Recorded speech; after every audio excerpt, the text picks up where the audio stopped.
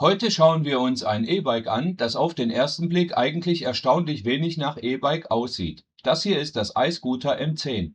Im Grunde haben wir hier ein ziemlich klassisches Hardtail-Mountainbike, vorne eine Federgabel, hinten ein starrer Rahmen, 26 Zoll Räder und eine ganz normale Kettenschaltung. Der Elektroantrieb ist relativ unauffällig integriert.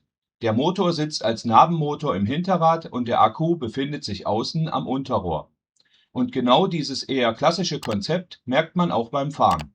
Das EB3 gehört meiner Meinung nach nämlich nicht zu diesen E-Bikes, bei denen man ein bisschen in die Pedale tritt und anschließend praktisch vom Motor den Berg hochgetragen wird. Hier muss man noch selbst Fahrrad fahren. Und ich habe natürlich auch wieder meine bekannte Steigung bei mir zu Hause ausprobiert, die hat ungefähr 17%. Ob das EB3 da hochkommt und wie viel man dabei selber noch machen muss, schauen wir uns gleich an. Zunächst aber erst einmal der Aufbau. Das Fahrrad kommt, wie mittlerweile bei solchen E-Bikes üblich, in einem ziemlich großen Karton. Darin ist das EB3 bereits zu einem großen Teil vormontiert und an den wichtigen Stellen entsprechend geschützt. Man muss also kein Fahrrad von Grund auf zusammenbauen. Ein paar Arbeiten bleiben natürlich trotzdem übrig. Je nachdem, wie das Fahrrad verpackt wurde, müssen beispielsweise Vorderrad, Lenker, Pedale und weitere Kleinteile montiert bzw. ausgerichtet werden. Ich habe den kompletten Aufbau für euch mitgefilmt, sodass ihr auch ganz gut sehen könnt, was euch nach dem Auspacken erwartet. Grundsätzlich würde ich sagen, wer schon einmal ein Fahrrad aufgebaut oder ein bisschen daran rumgeschraubt hat, sollte hier keine größeren Probleme bekommen. Trotzdem gilt natürlich gerade bei sicherheitsrelevanten Teilen, Bremsen, Lenker, Räder und sämtliche Schraubverbindungen, sollte man vor der ersten richtigen Fahrt noch einmal kontrollieren. Optisch gefällt mir das EB3 ziemlich gut. Vor allem deshalb, weil es eben nicht versucht, unbedingt wie ein futuristisches Elektrofahrzeug auszusehen. Wenn man den Akku am Unterrohr und den etwas größeren Hinterrad-Nabenmotor einmal ausblendet, könnte das genauso gut ein ganz normales Hardtail-Mountainbike sein. Und für einige Käufer dürfte genau das interessant sein. Das Bike hat klassische 26 x 1,95 Zoll große Luftreifen und wiegt laut Hersteller etwa 21,9 Kilogramm. Die maximale Zuladung wird mit 150 Kilogramm angegeben. 21,9 Kilogramm sind natürlich immer noch mehr als bei normalen Mountainbikes ohne Elektroantrieb. Für ein E-Bike mit Akku und Motor ist das aber noch ein Gewicht, bei dem sich das Fahrrad einigermaßen normal bewegen und fahren lässt. Und genau dieser Eindruck zieht sich meiner Meinung nach durch das ganze Fahrrad. Der Akku sitzt hier außen auf dem Unterrohr. Verbaut ist ein 36-Volt-Akku mit 10,4 Ampere-Stunden. Rechnerisch sind das rund 374 Wattstunden. Der Hersteller gibt den Akku entsprechend mit ungefähr 375 Wattstunden an. Der Vorteil dieser Bauweise ist natürlich, dass man an den Akku sehr einfach herankommt und ihn zum Laden auch vom Fahrrad abnehmen kann. Das ist zum Beispiel praktisch, wenn das Fahrrad in der Garage oder im Keller steht, aber dort keine Steckdose vorhanden ist. iScooter nennt eine Reichweite von ungefähr 70 bis 100 Kilometer. Solche Reichweitenangaben sollte man bei E-Bikes aber grundsätzlich als theoretische bzw. idealisierte Werte betrachten. Wie weit man tatsächlich kommt, hängt extrem davon ab, wie stark man den Motor benutzt, wie schwer der Fahrer ist, ob man viele Steigungen fährt, vom Reifendruck, vom Wind und natürlich auch davon, wie viel man selbst tritt. Und gerade beim EB3 dürfte die Reichweite stark davon abhängen, wie man dieses Fahrrad benutzt. Denn man kann es meiner Meinung nach sehr gut mit relativ wenig Motorunterstützung fahren. Kommen wir zum Antrieb. Der Motor sitzt in der Hinterradnabe. iScooter nennt hier 250 Watt Nennleistung und bis zu 500 Watt Spitzenleistung. Und ich finde, diese Einordnung passt ganz gut zu meinem Eindruck beim Fahren. Der Motor ist da, man merkt die Unterstützung, aber das EB3 gehört definitiv nicht zu den Bikes, bei denen man beim Antreten plötzlich das Gefühl bekommt, nach vorne geschoben zu werden. Wer schon einige kräftigere E-Bikes gefahren ist, wird den Unterschied sofort merken. Das EB3 unterstützt eher das normale Fahrradfahren, anstatt es zu ersetzen. Und das kann je nach Fahrer entweder ein Nachteil oder sogar ein Vorteil sein.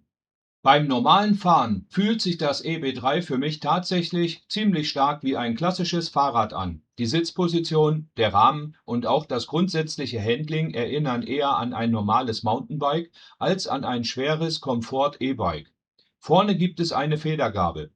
Die ist jetzt sicherlich keine High-End-Mountainbike-Gabel, aber für schlechte Straßen, Feldwege und kleinere Unebenheiten funktioniert sie meiner Meinung nach völlig ausreichend.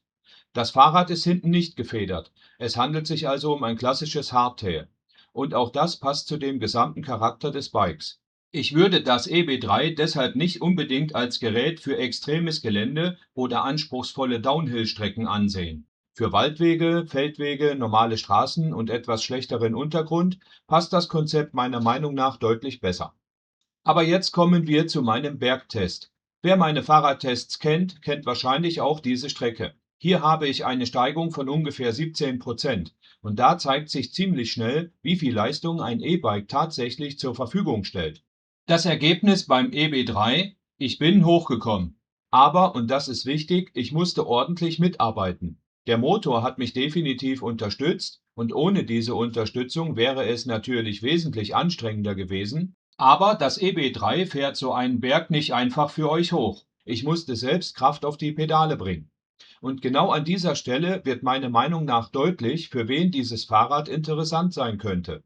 Wer möglichst entspannt einen steilen Berg hochfahren möchte und erwartet, dass der Motor dabei fast die komplette Arbeit übernimmt, sollte sich wahrscheinlich nach einem stärkeren Antrieb umsehen.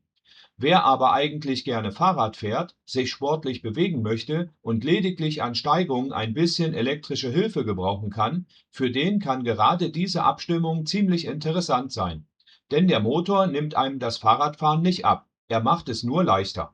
Zusätzlich zum Elektroantrieb haben wir natürlich auch noch eine ganz normale mechanische Schaltung. Beim EB3 kommt eine Shimano 7-Gang-Schaltung zum Einsatz und gerade bei Steigungen sollte man die auch tatsächlich benutzen. Das ist vielleicht bei E-Bikes manchmal ein bisschen verlockend, man lässt einen hohen Gang drin und erwartet, dass der Motor den Rest erledigt. Beim Beim EB3 M10 funktioniert das nur bedingt. Hier lohnt es sich, rechtzeitig herunterzuschalten, eine vernünftige Trittfrequenz aufzubauen und dann Motor und eigene Muskelkraft zusammenarbeiten zu lassen. Und genau dann fährt sich das Bike eigentlich ziemlich angenehm. Einen Kritikpunkt habe ich allerdings bei den Bremsen. Wir haben zwar vorne und hinten Scheibenbremsen, allerdings werden diese mechanisch über einen Seilzug betätigt. Auch iScooter führt das EB3 mit mechanischen Bremsen. Und das merkt man. Sie funktionieren, das Fahrrad lässt sich damit natürlich abbremsen und zum Stillstand bringen, aber wer hydraulische Scheibenbremsen gewohnt ist, merkt den Unterschied bei der Bremskraft und Dosierbarkeit ziemlich schnell. Hydraulische Bremsen sprechen normalerweise direkter an und benötigen weniger Handkraft. Gerade bei einem E-Bike, das durch Motor und Akku schwerer als ein normales Fahrrad ist, hätte ich persönlich deshalb lieber hydraulische Scheibenbremsen gesehen. Das wäre für mich eines der sinnvollsten Upgrades an diesem Fahrrad. Was mir dagegen sehr gut gefällt, ist die Bedienung am Lenker, denn hier hat man nicht versucht, sämtliche Funktionen über irgendwelche Tastenkombinationen in einem einzigen Bedienfeld unterzubringen. Es gibt einen eigenen Schalter für das Licht und wir haben sogar einen separaten Knopf für die Hupe. Das klingt erstmal nach einer Kleinigkeit. In der Praxis finde ich solche dedizierten Bedienelemente aber deutlich angenehmer. Man muss nicht überlegen, welche Tasten man jetzt wie lange gedrückt halten muss, sondern man kann die entsprechende Funktion direkt bedienen. Gerade beim Fahren ist das eine einfache, bessere Lösung. Und wenn wir schon mal beim Licht sind, wir haben vorne einen richtigen LED-Scheinwerfer. Von der Helligkeit her würde ich sagen, für dieses Fahrrad und den normalen Einsatzzweck völlig ausreichend. Man kann damit im Dunkeln vernünftig fahren und wird gleichzeitig von anderen Verkehrsteilnehmern gesehen. Hinten gefällt mir das Licht ebenfalls gut, vor allem weil es nicht nur direkt nach hinten sichtbar ist, das Rücklicht lässt sich auch ziemlich gut von der Seite erkennen. Und das finde ich im Straßenverkehr tatsächlich wichtig, denn Fahrzeuge kommen nicht immer exakt von hinten, sondern nähern sich auch aus Kreuzungen und Einfahrten. Eine gute Sichtbarkeit ist deshalb durchaus sinnvoll. Wofür eignet sich das EB3? Nach meinen bisherigen Fahrten würde ich das EB3 deshalb etwas anderes einordnen, als man vielleicht zunächst erwartet. Ja, es sieht aus wie ein Mountainbike und natürlich kann man damit auch Wald- und Feldwege fahren, aber die eigentliche Stärke sehe ich weniger darin, mit möglichst viel Motorleistung durchs Gelände zu fahren. Ich sehe das EB3 eher als Fahrrad für jemanden, der eigentlich ganz normal und auch sportlich fahren möchte, aber an bestimmten Stellen Unterstützung haben will. Zum Beispiel, man fährt längere Touren. Die meisten Strecken sind relativ flach und dort möchte man selbst treten. Aber irgendwann kommt ein längerer Berg Und genau dort schaltet man eine stärkere Unterstützung hinzu. Dann bekommt man Hilfe von Motor, muss aber trotzdem noch selber etwas leisten. Für so einen Fahrer ergibt sich dieses Konzept meiner Meinung nach mit ziemlich viel Sinn. Kommen wir also zum Fazit. Was halte ich also vom iScooter EB3? Ich glaube, man muss bei diesem Fahrrad einfach die richtigen Erwartungen haben. Das EB3 ist für mich kein E-Bike nach dem Motto Motor an und möglichst wenig selber machen. Eigentlich genau das Gegenteil. Es fährt sich relativ natürlich und erinnert mich von seinem Charakter her ziemlich stark an ein klassisches Hardtail Mountainbike. Der Motor unterstützt dabei, aber er dominiert das Fahrerlebnis nicht. Und genau deshalb sehe ich die Zielgruppe vor allem bei sportlicheren Fahrern, die grundsätzlich gerne selbst Fahrrad fahren. Auf gerader Strecke kann man einen großen Teil der Arbeit selbst übernehmen und wenn es bergauf geht, bekommt man Unterstützung vom Hinterradmotor. Selbst meine ungefähr 17% steile Teststrecke hat das Fahrrad geschafft, allerdings nur mit entsprechender Mitarbeit meinerseits. Und genau das beschreibt das EB3 ziemlich gut. Es nimmt euch das Fahrradfahren nicht ab, es hilft euch dabei. Wenn ihr allerdings ein möglichst kräftiges E-Bike sucht, das euch mit wenig Eigenleistung auch steile Berge hochbringt, würde ich eher zu einem stärkeren Modell greifen. Und bei den Bremsen hätte ich mir definitiv hydraulische Scheibenbremsen gewünscht. Wenn ihr dagegen ein relativ klassisches, leicht wirkendes Mountainbike sucht und den Elektroantrieb eher als Unterstützung für längere Touren und Steigungen nutzen möchtet, dann ist das iScooter EB3 durchaus ein gutes Konzept. Schreibt mir gern mal unten in die Kommentare, wie ihr das seht. Soll ein E-Bike möglichst viel Arbeit übernehmen oder wollt ihr beim Fahren eigentlich noch selbst etwas leisten und den Motor nur als Unterstützung nutzen? Wenn euch das Video gefallen hat, lasst mir gerne ein Abo und ein Like da. Falls ihr noch Fragen habt, schreibt diese in die Kommentare. Den Link zum Produkt findet ihr wie immer in der Videobeschreibung. Tschüss, bis zum nächsten Mal.